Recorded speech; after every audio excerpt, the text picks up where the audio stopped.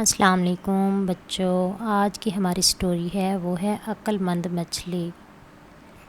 ایک گاؤں میں چھوٹا تالاب تھا جس میں بہت مچھلیاں رہتی تھیں۔ ایک مچھلی جس کا رنگ نیلا تھا، اس کی وجہ سے اس کا نام نیلی مچھلی پڑ گیا۔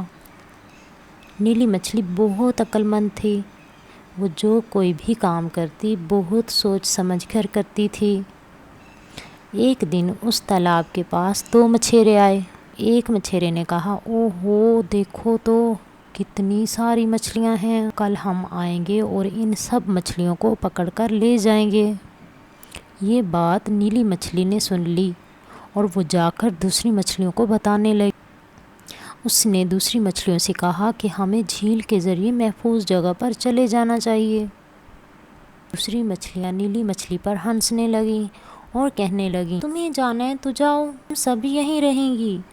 اسی رات عقل مند مچھلی تالاب چھوڑ کر چھوٹی جھیل کے ذریعے ندی میں چلی گئی۔ دوسرے دن وہ مچھیرے آئے اور تالاب کی ساری مچھلیوں کو پکڑ کر لے گئے۔